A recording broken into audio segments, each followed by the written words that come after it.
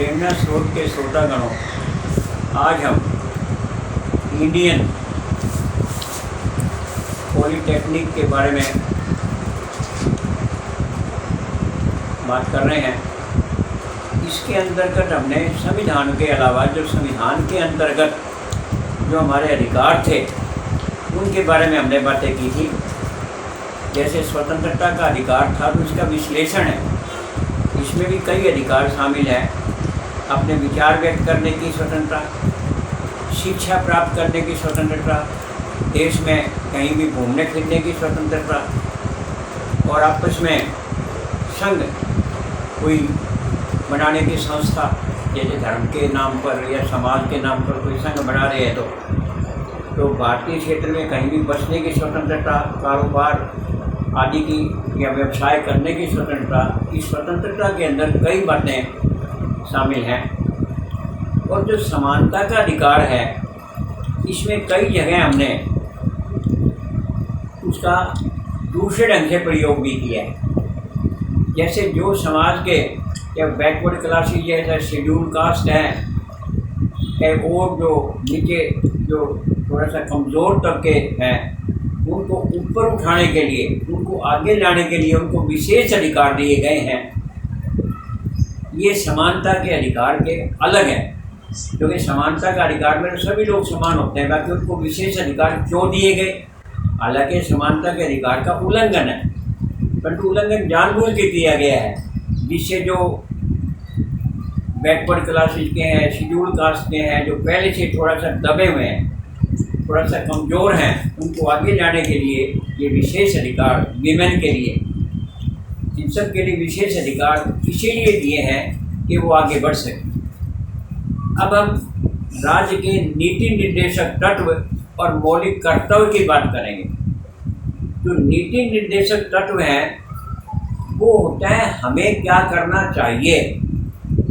कोई भी पार्टी राज करती है तो वो जो है अपना एक आइडिया बनाते हैं कि हम अगर इलेक्शन में आए तो हम ये कर देंगे। एक नीति निर्देशक का मतलब एक निर्देश दिए जाते हैं कि हम ये करेंगे। जैसे संविधानों के उद्देश्यों की मान्यता देना, कल्याणकारी राज्य की स्थापना करना, वास्तविक लोकतंत्र का विकास करना, केंद्रीय राज्य सरकारों को आदेश देना, विकास का निश्चित किया जाना, न्यायालयों के मार्गदर्शन वगैरह। तो ये चीज़ें जो है कानून के अंदर में नहीं आती। नीति निर्देशक सिद्धांत कानून के अंदर में नहीं आता।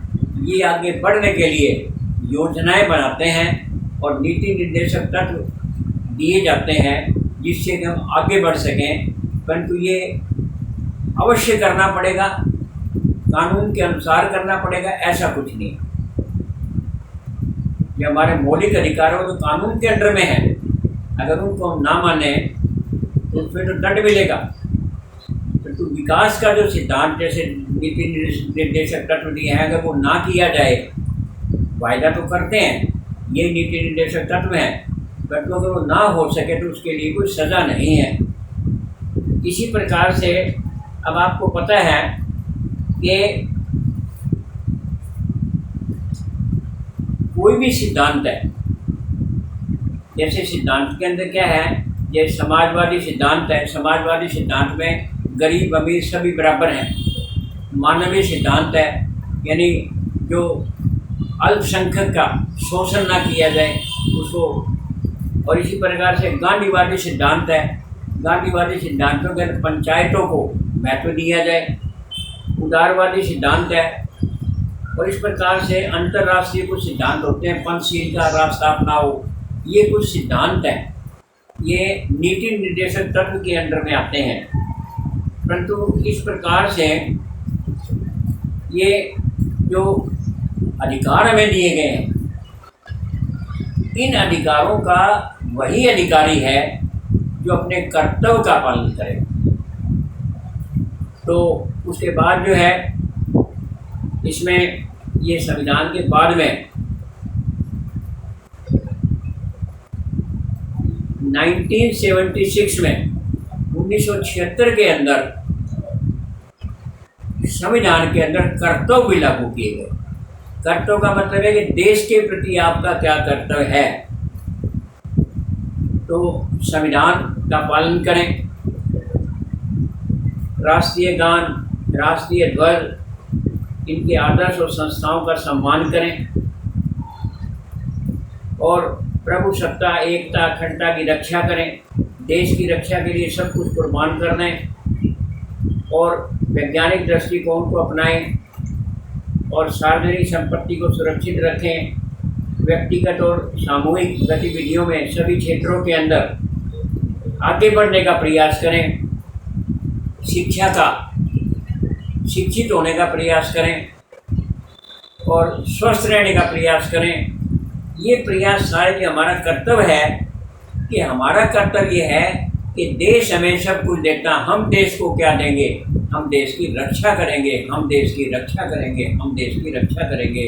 इस प्रकार से जो अधिकार उसी को मिलते हैं जो कर्तव्य का पालन करे। तो हमारा सबसे बड़ा कर्तव्य है देश के प्रति वफादार रहना।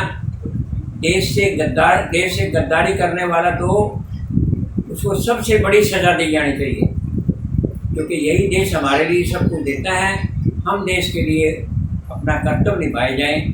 आज के लिए बस इतना ही, आगे फिर कभी सही। बहुत बहुत धन्यवाद। आगे फिर कभी। Thank you.